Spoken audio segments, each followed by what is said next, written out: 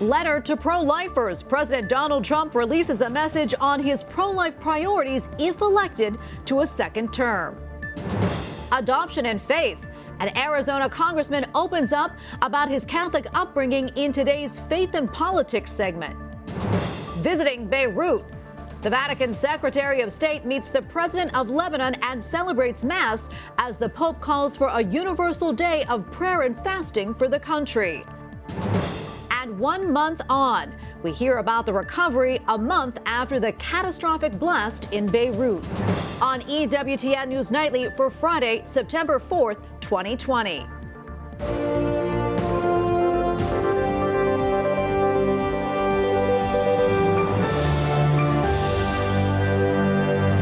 Good evening and thanks for joining us tonight. I'm Tracy Sable. President Donald Trump sends a letter to pro-life advocates asking them to, quote, do your part to defeat abortion extremism this November. He also urges pro-life Americans to join his Pro-Life Voices for Trump coalition. White House correspondent Owen Jensen reports. Owen? Tracy, President Trump says a victory in November means 4 more years to fight in the trenches for unborn children. And his new letter lays out his administration's plan to save unborn lives. Susan B. Anthony List President Marjorie Dannenfelser calls President Donald Trump the most pro-life president in history. She spoke yesterday at an event with Vice President Mike Pence. One of the most important things that your administration has done is the transformation of the federal courts. And President Donald Trump says he wants to continue that transformation in a second term. In a letter to pro-life leaders and advocates, he aims to continue filling the courts with judges who will respect the Constitution and not legislate an abortion agenda from the bench. In addition, the president lays out other key goals. Pass and sign into law the Paying Capable Unborn Child Protection Act, the No Taxpayer Funding for Abortion Act, and the Born Alive Abortion Survivors Protection Act. Also, fully defund the big abortion industry, such as Planned Parenthood, of our tax dollars. Meanwhile, at the launch of the Catholics for Biden event, Illinois Senator Dick Durbin ripped into President Trump. Now this president is playing the race card in American politics. He is peddling fear and racism. Tell me that is consistent with any moral teaching of any church on earth, let alone the Catholic Church. But the Trump campaign shoots back, writing, Biden and Harris represent the most radical pro-abortion ticket in history, an agenda that clashes strongly with Catholic pro-life beliefs. And Dannenfelser recalled when Vice President Pence cast a tie-breaking vote. Ensuring that Title X was defunded, Planned Parenthood was defunded of family planning dollars. That was quite a moment, wasn't it? Also today, President Trump announced an historic agreement between Serbia and Kosovo. They've normalized economic ties. Also, Serbia will move its embassy to Jerusalem, and Kosovo will recognize Israel. Tracy? Owen Jensen reporting for us tonight. Thank you so much, Owen. Well, look at questions from Democratic Vice Presidential nominee Kamala Harris to judicial nominees shows a pattern of scrutinizing their faith. The Catholic News Agency reports in 1 year alone, Senator Harris questioned prospective judges about abortion, contraception, faith-based adoption and fostering, transgender rights, and same-sex marriage. You can read about Harris's record of questioning judges by going to our sister publication, CatholicNewsAgency.com. Attorney General Bill Barr is going to be honored at the National Catholic Prayer Breakfast later this month. It was postponed from earlier this year and will be streamed online September 23rd. Barr, who is Catholic and pro-life, has also spoken out for religious freedom. In tonight's Faith and Politics, Congressman David Schweikert of the Grand Canyon State shares stories of adoption centered around his Catholic faith. Capitol Hill correspondent Eric Rosales reports. Arizona Congressman David Schweikert tells me his faith is what gives him the hope that he can make a difference through politics.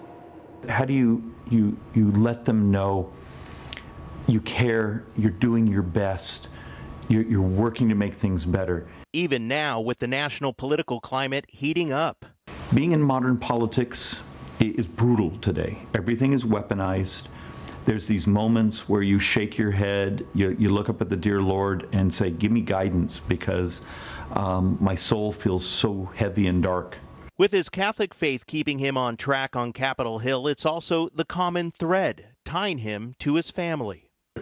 For a while, I thought babies came from nuns, because we walked into Holy Family Adoption Center in downtown LA, went down a hall, there was a woman, a nun in full garb, who reached into the bassinet and handed me my new little sister. Congressman Schweikert himself was adopted as a baby. He was in his late 30s when he first met his birth mother. She went to Mass every morning and prayed for me. She was the epitome of love. And he met his birth father years later. When we first met, we both show up at the door. We're functionally wearing the same suit, the same tie. And then 4.5 years ago, he and his wife learned they were going to be parents. In the middle of the night, 2 a.m., the phone rings. And it's a doctor friend of mine saying, Schweikert, hey, you're still hoping to adopt? Well, I'm half asleep, yes. Great. Get down here first thing in the morning. I have a little girl. Mom wants a Catholic family. Get down here. And he credits his faith for the strong roots that sustain him here on Capitol Hill. To be able to have that extended family, whether that extended family be from those who raised you or getting to meet them many years later and getting embraced by that love, it's meant a lot to my ability to do this job. Congressman David Schweikert shared with me stories of traveling throughout the world to places like India and Vietnam and being thankful for the connection to Mass. He says he always felt at home, even though there was a language barrier. At the Capitol, Eric Rosales, EWTN News Nightly. The head of the World Health Organization says that he will not endorse any vaccine for COVID-19 unless it is proven effective. Dr. Tedros made that announcement as Russia and China have already started using experimental vaccines before they have completed long-term studies. Other countries are also authorizing streamlined procedures for vaccines. 疫情当前，任何对世卫组织的打压甚至讹诈。 China's foreign ministry spokesperson criticized the United States' decision to defund the World Health Organization, calling it a, quote, disregard of life and a challenge to humanitarianism. She says it will not be accepted by the international community. The president of France is criticizing what he calls Islamic separatism in his country. Emmanuel Macron is also defending blasphemy and the satirical newspaper Charlie Hebdo as it republished caricatures of the Prophet Muhammad this week. Macron is also criticizing immigrants who want French citizenship but refuse to accept the right to commit blasphemy. Tomorrow marks 700 days since the Vatican announced that it would conduct an internal review of files on former Washington, D.C. Cardinal Theodore McCarrick. The Vatican has not yet released the results of that review, which was announced in October 2018. McCarrick was a cardinal and the archbishop of two major American sees before he retired and was later found guilty of serial sexual abuse. He was laicized last year following a canonical process. Last November, Cardinal Sean O'Malley said the Vatican was finishing up the report. In February, the Vatican Secretary of State, Cardinal Pietro Parolin, said it is up to the Pope on when to publish the report. And speaking of the Vatican Secretary of State, he traveled to Beirut, Lebanon yesterday, while Pope Francis called for a universal day of prayer and fasting for Lebanon. Our suffering can help us purify our intentions and strengthen our resolve to live together in peace and dignity, to strive for a better governance that favors responsibility, transparency, and accountability. Cardinal Pietro Parolin met with Lebanon's Maronite Christian President Michel Aoun and religious leaders. The cardinal also celebrated Mass at the Shrine of Our Lady of Lebanon in the village of Harissa with nearly 1,500 faithful present. This comes 1 month after the massive explosion in Beirut's ports that killed almost 200 people and injured 6,000. Joining us now is Archbishop Paul El-Sayed, Bishop Emeritus of the Maronite Catholic Church in Antioch in Lebanon. Your Excellency, thank you for joining us. So what was the Cardinal's message that he wanted to bring to the Lebanese people? Today is the 4th of September. It's a month to the day when the explosion happened. And the Pope wanted to be close to the Lebanese on this day. He declared the 4th of September as a day of prayer and fast for Lebanon. He asked the whole church to join him in that. Now, this is what the Cardinal came to tell the Lebanese. How was the reaction of the Cardinal's visit to Beirut? He spoke briefly to the press, and this is what he told the press, that he's here on behalf of the Pope to tell the Lebanese people that he is close to them and that he wants to encourage them to get going again. And of course, one of the signs of hope, actually, which we witnessed, was the influx of thousands of young people in particular going down to the areas that were hit to clean up and to be with the people, to try to help. And this, for us, was very encouraging. And the Cardinal mentioned that. It's been about a month since the explosion. How is Beirut recovering, and what is the church doing to support? Of course, at the beginning, people needed food, they needed water, they needed elementary things, and the church was there to do that. And many churches put their monasteries, schools at the disposal of the people who needed shelter. So many monasteries were open to the people who could not sleep in their homes that night. We don't have much time left, but what can we do if we would like to help? So we need your help. We need everybody's help. We need people's help to make sure that the country is able to stand back on its feet and keep that spirit, because this is something very valuable, not only for Lebanon but for the region. And in the words of John Paul II, it's a message for the whole wide world, which nowadays in particular needs badly to emphasize the importance of people accepting each other, accepting differences, being able to welcome people who are different and allow them to be different. Freedom and freedom of conscience in particular is a very, very important feature of Lebanon, and a very badly needed feature in the region and the world as well, I think. Well, Your Excellency, thank you so much for your time today and for what you do. We really appreciate it. Thank you, Tracy. Coming up, the March for Martyrs is tomorrow. Its founder explains what it's all about.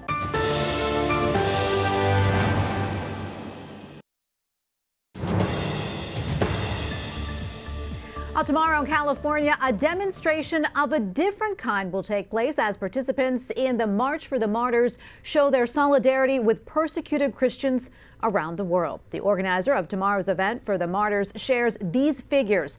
The number of Christians persecuted for their faith has risen 20% in just 2 years. Currently, there are over 260 million people across the globe who face high levels of persecution because of their Christian faith. Joining me now on Skype is the president and founder of For the Martyrs, ytsync-en. Gia, welcome back. Good to see you again.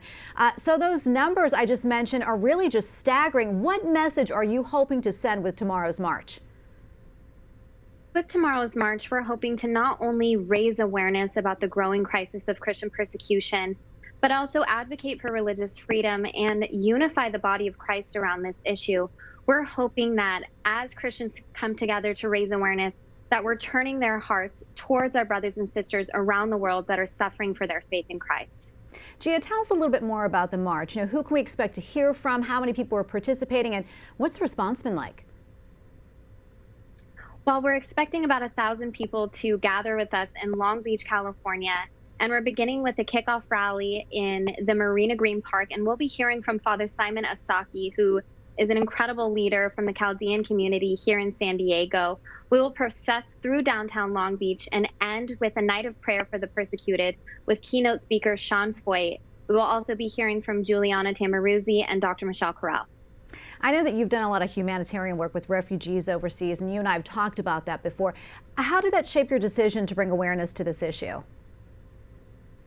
It directly led to my decision to bring awareness to this issue. And it was my firsthand experience working with the Iraqi and Syrian refugees in Jordan, and also having experience with the persecuted church in Egypt, experiencing firsthand what Christians are suffering for their faith and the atrocities they face at the hands of extremism.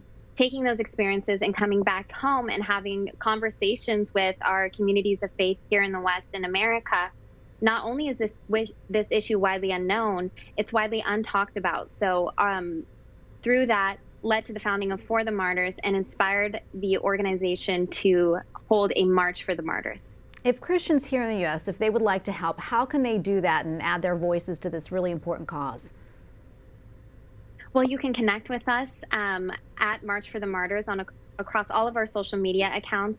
And if you're unable to march with us, share our content, share our mission. And this is more than just a march for the persecuted Christians. This is a movement for the persecuted Christians, where we're waking up Christians of all denominations across the United States to raise their voice on behalf of the persecuted faithful. So if you'd like to register for the March for the Martyrs, if you can join us tomorrow in Long Beach, California, go to forthemartyrs.com/register. And if you can't join us in person, connect with us on social media and be a voice for the voiceless. Gia, quickly before we go, what's the one key thing about this issue that you really want people to know about? I really would like the voice of the suffering faithful to be heard, that Christians are the most persecuted religious group, and there's a misconception that Christians don't suffer for their faith. Throughout my travels, anytime you speak to someone who's persecuted, they'll say two things. First, they'll thank you for knowing about their suffering. And secondly, they'll ask you to continue to pray for them. So I would say my message to Christians in America is don't ignore the suffering of our brothers and sisters who are persecuted for their faith.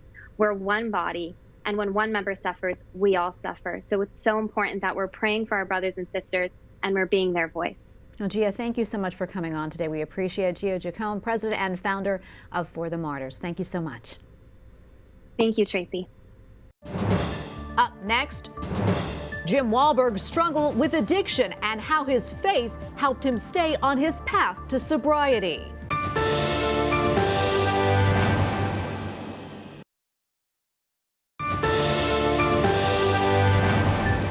A new book is shining a light on the healing power of faith amid addiction. In The Big Hustle, a Boston street kid's story of addiction and redemption, author Jim Wahlberg shares his personal journey to sobriety, a deeper religious connection to his Catholic faith, and a life now devoted to helping others. Joining me now on Skype is Jim Wahlberg. Jim, welcome to the show. Thanks so much for coming on.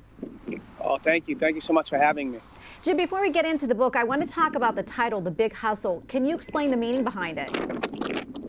Well, yeah, I mean, time after time, I thought I was going to be hustling somebody else. Like in the book, I thought I was going to hustle the priest, Father Jim Freitas, who was the chaplain at the prison that I was in. By accepting a job from him to clean the chapel, I thought I would get over on him. I thought I would have access to a phone, cigarettes, coffee, a peaceful place. And ultimately, the thought never occurred to me that I would be going back to Mass or going back to my faith. I think Father Jim Freitas had plans for me, and his plan was give me the job. And so I think he was hustling me. So the big hustle is really not just me hustling somebody else, but being hustled for my own good. Yeah, and you speak very honestly about the tough times you had in your early years. I know you come from a big Irish Catholic family. Can you take us back to that time when you were 22 and you were going to prison for the second time? What led to that? And also, can you talk about how addiction really had a grip on your life? So, I'm 22 years old and I'm only a couple of months out of prison, right? I did 5 years on a sentence that I was probably supposed to do 2 years on because of what I like to call my addictive nature. And my addiction then was other people's opinions of me while I was in prison. So I acted out to try to impress other people for their acceptance. But I got out in February and was out for exactly 6 months. And in that 6 months, I consumed as much drugs and as much alcohol as I possibly could get into my body. And so 6 months to the day later, I found myself in a cell again. At the police station with no idea why I was there. I had gotten caught. I was arrested. I was in a cop's house, and he came home on a coffee break. I broke into his house. And so him and his partner did what I think anybody would do. They went into action, and they started to beat me up a little bit. And, you know, I think in a crazy way, ultimately, I think that police officer was satisfied with that sort of neighborhood justice as opposed to what the justice system ultimately how they wanted to handle it. They wanted to give me a life sentence for house invasion. And he basically spoke up on my behalf and said, look at this guy. He's a mess. Why don't you get him some help? And so ultimately I got sentenced to 6 to 9 years, and I was back in prison. And it's crazy because the first person I saw when I came back to prison was the last person I saw on the way out. And that guy was doing a life sentence. And he wasn't happy. When I came back, he was very upset with me and actually didn't speak to me for about a year. He said, I spend every day trying to find a way out of this place, and you go out and come back in 6 months. And he was pretty upset. And I was an absolute mess when I got back. Wow, that's amazing. I know when you were in prison, you mentioned the Catholic priest that you met, and also St. Teresa of Calcutta, you say visited the prison back in 1988. Right. Can you talk about those experiences and how it helped to change your life? Yeah, so again, Father Jim Freitas approached me and asked me if I was interested in the job cleaning the chapel. And so me thinking I was going to get over on him, I accepted that job. And it was probably a couple of weeks. And he said to me, oh, we have a special visitor coming to the prison. And I said, oh, that's great. Who is it? And he says, Mother Teresa is coming to this prison. And I said, oh, that's fantastic. Who's Mother Teresa? Now, I'm a good Catholic boy, per se, right? Being raised, going to church, making my first Holy Communion, etc. But I had no idea who she was. And so the day came when she came walking into that prison, and I'm in a maximum security state prison with 40-foot walls, fences in barbed wire. And here's this little woman walking through the quad, surrounded by the most important people in the state. And, I looked, and when I saw her, I was humbled instantly. I was humbled by her humility. Here's this, little 4-foot tall woman. Her sandals looked like they were 100 years old. Her sweater looked like it was 200 years old. And as she got closer, I noticed her pockets were full of money. And now I've been in prison for a period of time. I hadn't seen money in a long time. But literally, people were just handing her money, which was a common thing for Mother Teresa wherever she went. People would give her money because they knew that she was going to serve the poor with it. And ultimately, I was allowed to be part of the procession for the mass that was done in her honor.